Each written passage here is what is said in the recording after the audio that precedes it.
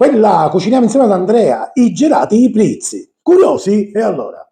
Amo in cucina. E rieccoci qua al nostro appuntamento goloso. Ma chi sono i gelati di Prizzi? Le gelate di Prizzi, o girate qualora si dovesse italianizzare, sono delle focacce, alla fine, fatte con un impasto di farina di grano duro e poi con un interno a base di giri selvatici. I giri selvatici, in siciliano si chiamano giri, da lì il nome girata, sarebbero le biete selvatiche. Io non trovai chissà che, ahimè, da supermercato, userò queste, ma voi sappiate che se trovate le biete, quindi i giri selvatici, prendete quelli perché sono ovviamente quelli ottimali per poter fare questa ricetta, ma anche con questa si può eseguire tranquillamente ottenendo comunque un buon risultato. Di che cosa si tratta? È un tipica, dicevo, focaccia, un panzerotto più che una focaccia, tipica della zona della cittadina del paesino di Prizzi, che è in provincia di Palermo. Purtroppo questa pietanza non è molto conosciuta neanche all'interno della Sicilia, è molto ma molto in voga nella zona di Prizzi e in tutto il suo hinterland. Per cui ho deciso oggi di presentarvela perché la ritengo un'altra delle eccellenze siciliane, facilissima da fare e poi è veramente molto ma molto buona. E niente, quindi adesso partiamo subito nel preparare prima l'impasto perché dovrà lievitare. Quindi adesso vado ad azionare e a montare la planetaria, iniziamo con l'impasto. Ovviamente tutti quanti gli ingredienti e le grammature le troverete giù in descrizione. Benissimo, ho inserito all'interno la farina di grano rimacinato, poi chiudo la mia impastatrice. È un impasto che si può fare tranquillamente anche a mano volendo, però certo è un po' più faticoso perché della pasta, mi raccomando, deve essere veramente ben incordata. Poi contenitore con dell'acqua e vado a sciogliere un cubetto di lievito all'interno dell'acqua. L'acqua possibilmente tiepida, non calda e neanche fredda, tiepida. Sciolto il lievito nell'acqua, azioniamo la planetaria a velocità 1 e inseriamo piano piano acqua e lievito. E adesso il sale.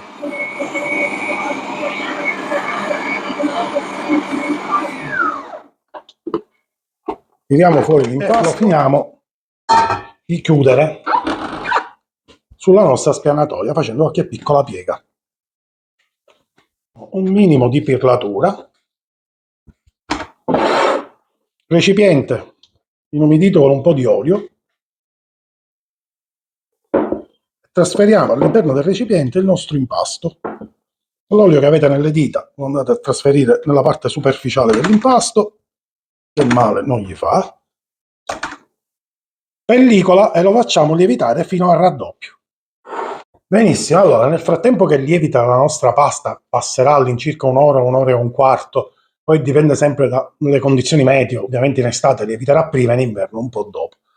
Andiamo a preparare quella che sarà la farcitura. Come vi dicevo, io ho trovato le biete, queste qua, diciamo, da supermercato, quindi non quelle selvatiche, che chiamavamo gira, quindi io d'ora in avanti li chiamerò giri, e li vado a tagliare in piccoli pezzettini. Aspettate, faccio un po' di spazio.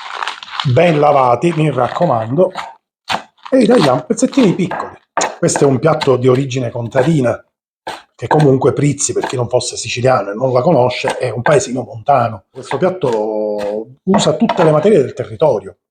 I contadini all'epoca, per sfamare le famiglie, dovevano ingegnarsi, specialmente ovviamente le donne, perché allora si occupavano le donne, il carico l'avevano le donne, dovevano anche dare spazio alla fantasia, perché poi alla fine è un pane, se ci facciamo caso, solo che magari condito in un certo modo, cotto in un modo differente da quello che può essere un pane, quindi anziché fare il classico pane companatico, hanno fatto un pane farcito e cotto, ma la sostanza quella è.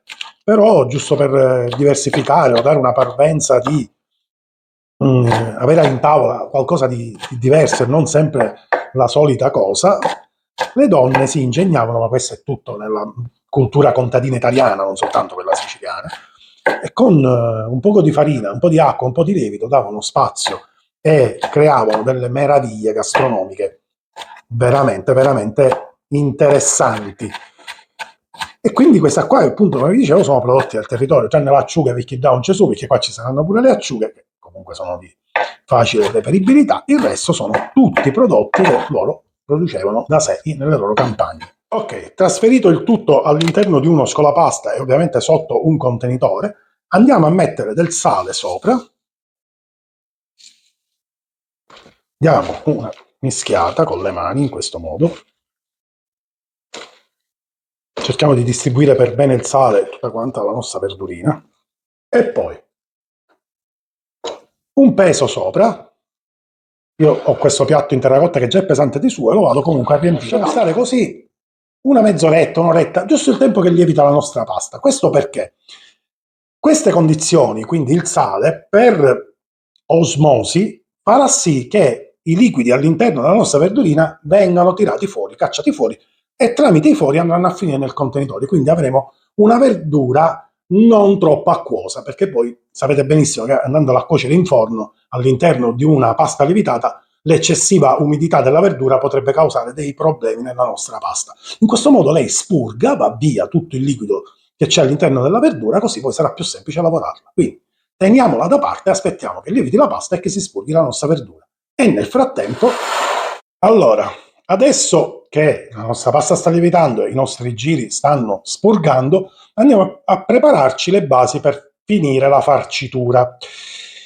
Questa tipologia di farcitura va solitamente fatta tutta quanta a crudo. Mi spiego meglio: si vendono tutti questi ingredienti che adesso andremo a scoprire insieme, si mischiano e poi si inseriscono all'interno del panzerotto e si fanno cuocere in forno tutte cose insieme. Ora, siccome si tratta di cipolla e anche di uno spicchietto di aglio, io personalmente, ma è una mia prerogativa, ma la ricetta va fatta a crudo, preferisco ammorbidirli, quindi li farò soffriggere leggermente e poi li farò cuocere 10 minuti, massimo un quarto d'ora, con un goccio di acqua. Li farò proprio leggermente sudare e ammorbidire. Così sono certo che in forno si finiranno di cuocere.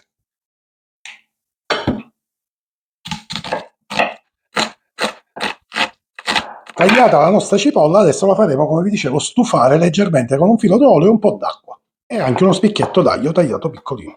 Giro d'olio.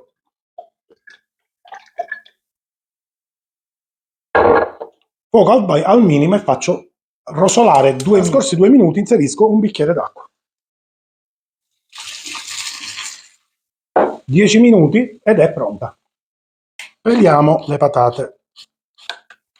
Una volta pelate le patate, le andiamo a tagliare a cubetti e le cubettiamo piccole piccole. Salsiccia siciliana, quindi quella con all'interno i semi di finocchio, e andiamo a privarla del budello. Quindi dobbiamo tirar fuori tutta quanta la polpa.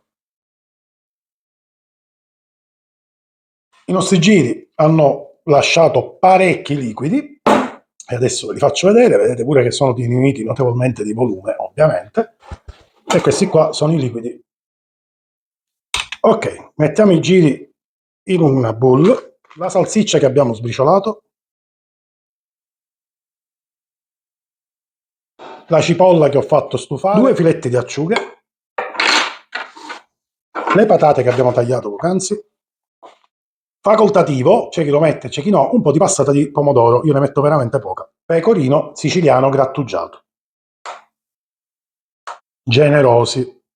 Amiamo bene bene tutti gli ingredienti ed ecco qua l'impasto, vedete, raddoppiato, morbidissimo, sofficissimo. Lo andiamo a spellicolare e lo andremo a mettere su questa bella spianatoia. Ne dobbiamo ricavare tante piccole porzioni, qui variano dai 120 ai 140 grammi, poi in base anche alle vostre esigenze. Una volta porzionato l'impasto, prendiamo i singoli pezzi, facciamo qualche piccola piega e una pirlatura. Terminata la fase della pirlatura, possiamo immediatamente cominciare a lavorare la prima. La mettiamo con un po' di farina sotto, mattarello e stendiamo l'impasto, sporcandolo leggermente di farina. Una volta steso l'impasto, con un cucchiaio andiamo a prendere la farcitura e la disponiamo al centro. Per ogni fagottino credo che un paio di cucchiai debbano andare bene.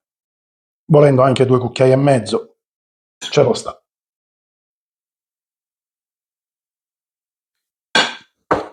Ancora un po' di pecorino sopra.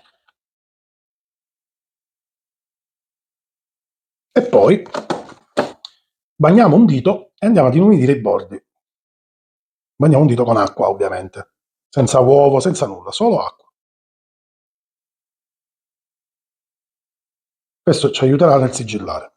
Prendiamo un'estremità e andiamo a fare questo bel fagottino, per come vedete. E poi indice e pollice e cominciamo a sigillare per bene. Tirate la pasta, non vi preoccupate, non si rompe, è molto elastica. Poi palmo di mano. E per avere un'ulteriore sicurezza, prendete una forchetta e fate delle pressioni. Così.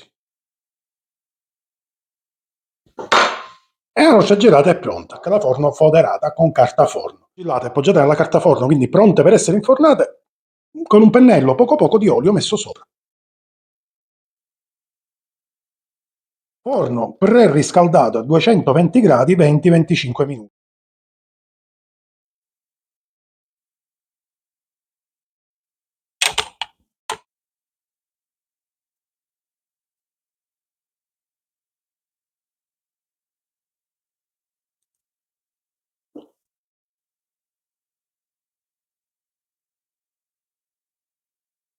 Bella